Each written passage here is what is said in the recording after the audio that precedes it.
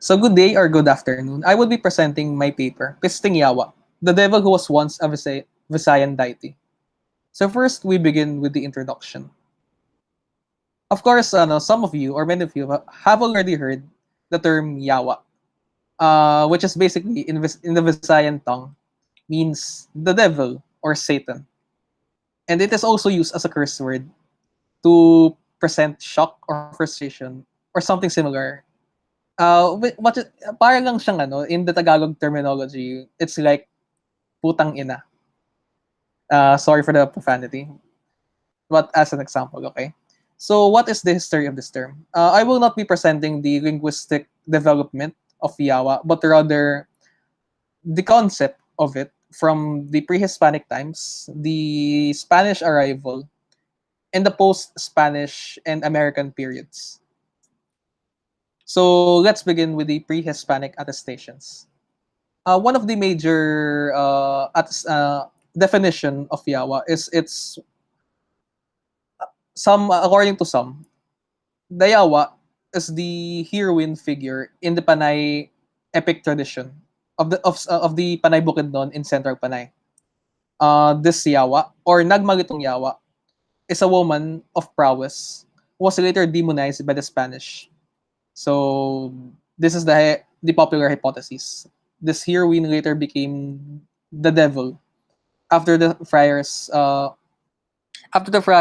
introduced Christianity in the country. And there is also Alicia Magos's faulty etymology, with her giving the definition of Nagmalitong Yawa as beautiful women of prowess. This is wrong for two major reasons. Nagmalitong is not beautiful in any of the Panay languages, as you can see here. Even in the popular Hilagay nun in Kinarea, it is not Nagmalitong.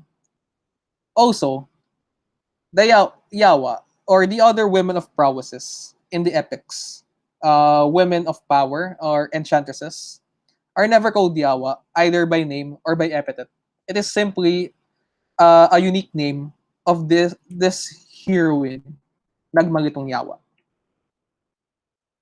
And there is also the another Yawa or another supposed use of the term within a different context. In this case, an entity who is used as a comparison to the roosters of certain important heroes of the epics, such as Munsad Burulakaw and Labaw Donggon.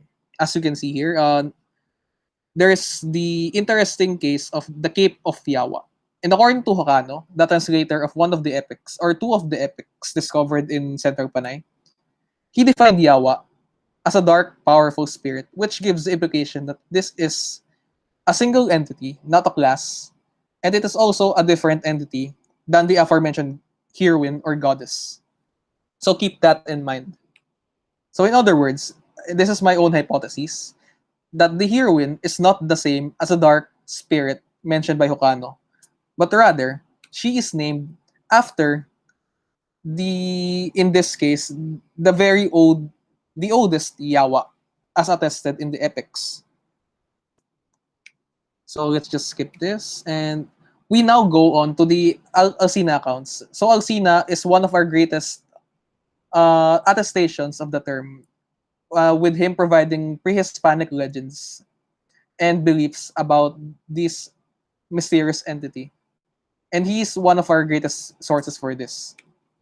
So according to him, in his Historia of the Visayan people, the Yawa is the executioner of the high god Makaabos, or the so-called he's the one who kills those who as instructed to him by this god. He's also said to live in a mountain cave somewhere in eastern Leyte, a region called Ibabaw, I guess.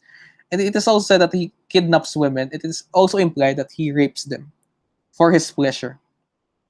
He is also called a Banwanun, or the so-called Lord of the Forest, because in Visayan, Banwanun means forest dweller. So let's focus within this term, Banwanun. What is a Banwanun?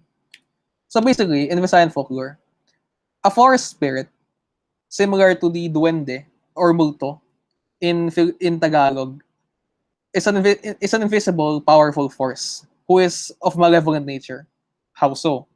They are often described as capricious or fickle-minded, and they are also destructive even to the Visayans who venerate them. So they are very feared. They are not adored. They are feared by the Visayans, and they are only prayed to for for game or for forest games or the ones that are being hunted for. So Banwanon refers to the role or the divine role of the Yawa, but it is not a classification of his species.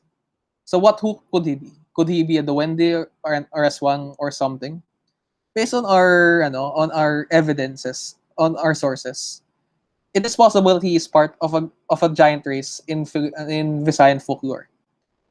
There is the Muwa in Panay folklore, and there is the Onglo in the Samar in Leyte mythology. They are both described as tall, and they also live in caves, similar to the Yawa.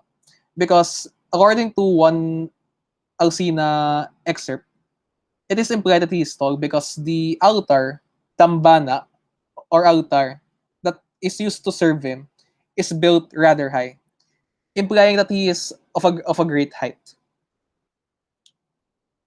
So how did this happen? How did this dark giant spirit become the devil or Satan after the arrival of the Spanish? So, basically speaking, uh, the Yawa was already considered to be a malevolent entity, perhaps even one of the most malevolent entities, even prior to the coming of the Spaniards. So it only took a simple push from the friars for the Visayans to abandon this entity for the Christian God. So now we move on with the Christianized Yawa, or the Devil Yawa, as I would call it. In all of the major Spanish and American dictionaries, as listed here, they all have one thing in common. The definition that he is the devil, Satan, or a great demon. It is all consistent, as you can see here. This translation tradition is also made manifest or preserved also in ecclesiastical sermons, as you can see here in this 1865 sermon, and also in church prayers, such as the official Cebuano translation of the prayer to Saint Michael the Archangel. And last but not the least, even the greatest of all, is the translation of the term in the Bible itself, in especially in Cebuano, Hiligaynon, and many of the major Visayan languages, as you can see here. So, based on my assumption, of course, Dayawa became the devil because of his innate malevolent nature. That is basically the synthesis of this paper. However, I would not consider this paper to be closed as of now because, as you could see, I only used Alcina as one of my major sources because he is the only one with many of the pre-Hispanic attestations or myths and legends about this entity. It is possible, perhaps, that some legends still exist within the oral tradition of the Visayan people that we are still not aware of, that could provide us some insights within his pre-Hispanic identity. Perhaps there are other traditions that he's actually a good guy. Perhaps even there are even traditions that he's a female. We don't know.